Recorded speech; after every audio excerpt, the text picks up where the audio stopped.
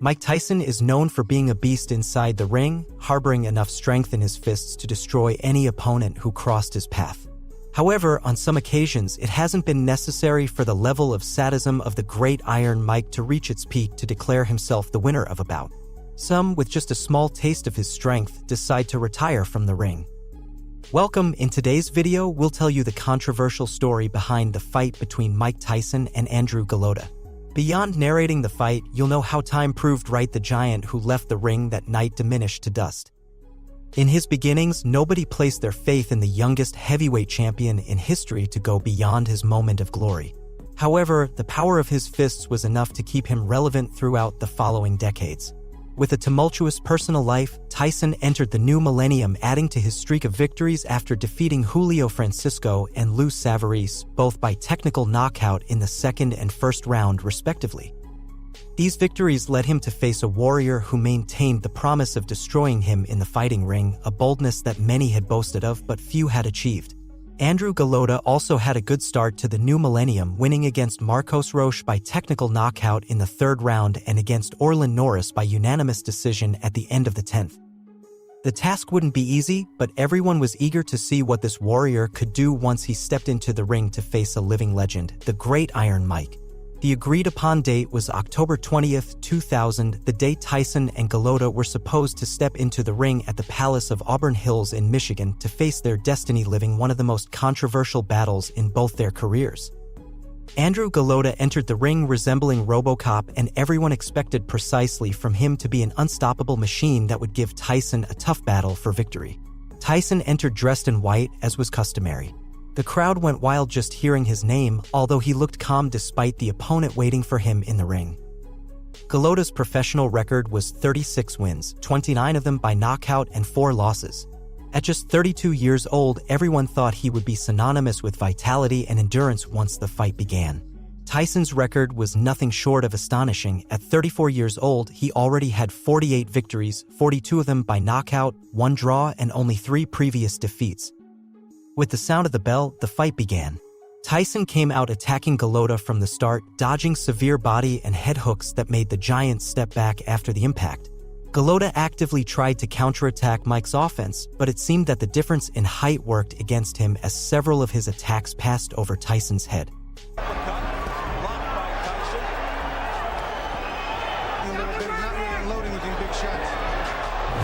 The height disparity was not a problem for Tyson. Throughout his career, he had turned what others saw as a weakness, especially in his early days, into a strength.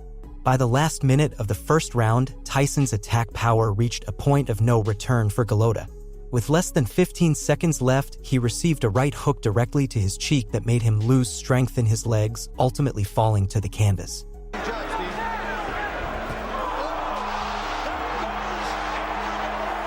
Golota immediately got up, but he received the mandatory count to 8. Fortunately for him, when the fight resumed, the closing bell gave him the opportunity to take a deep breath and gather the pieces that had crumbled from his strategy to improve it for the next round. The second round started with a very evident headbutt from Tyson to Golota, which seemed to have intimidated the giant enough to neutralize his fighting spirit. Tyson's offensive sadism level attempted to be matched by Golota's counterattack, who occasionally landed good punches on his opponent but not strong enough to equal the level of damage he had suffered so early in the fight.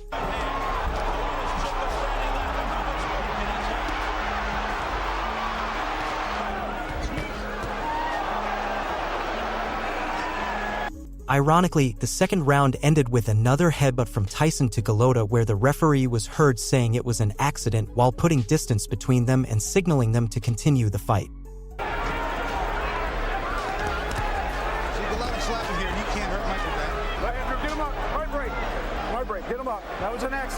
Again, it seemed like the bell had saved Golota, but it wasn't perceived that way from his perspective. Suddenly, everyone began to see Golota pushing the members of his corner and showing resentment towards the referee's request to return to the fight.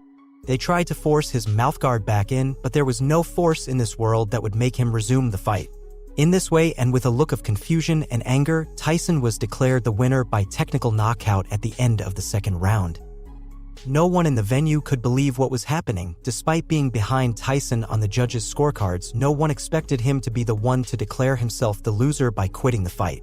The fact that he took the audacity to say, "I quit," to his corner made him the target of hatred and resentment from all the people who had paid to see a spectacle only to go home witnessing more of a circus than a fight. The audience's repudiation escalated to such levels that Golota needed to be urgently taken to his dressing room, but on the way, he couldn't escape the reproach of the thousands of people in the venue who threw garbage and drinks at him left and right.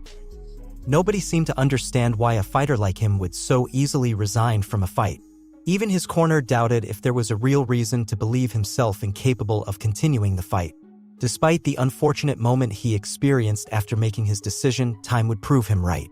It would later be known that Golota had a broken bone in his head, which had the potential to pierce his brain if he continued the fight, and Tyson successfully executed some of the sadistic punches he is famous for even to this day.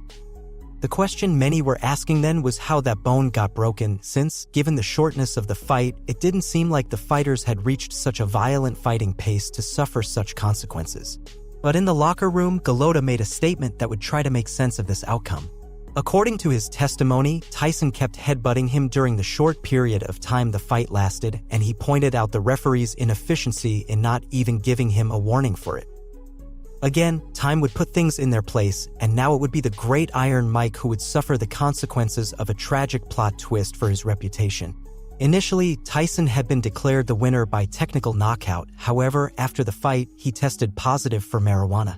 The Beast had stepped into the ring under the influence of weed. And it was something that no sports entity could allow, not even to their greatest exponent.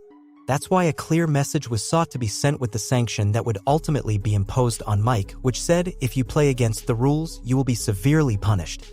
The commission ended up changing the result from technical knockout to no contest due to Tyson's regrettable decision, making the outcome of the fight even more tragic. Why would Golota's career be buried if time proved him right, you might be wondering. The effect this controversial fight had on him was not only based on his reputation but also on his psychological health. Andrew Golota had to take a long 3-year break from the fighting rings before being ready to face a new challenge again. Fortunately, his return to the ring was a success by defeating Brian Nix by technical knockout in the 7th round, although from then on, success was not precisely a constant in his career trajectory. If you've made it this far, we thank you. Also, we remind you that there's no better way to support our content than by leaving your like on the video and subscribing to the channel by activating the notification bell. What is your opinion on this controversial match? We'll read you in the comments.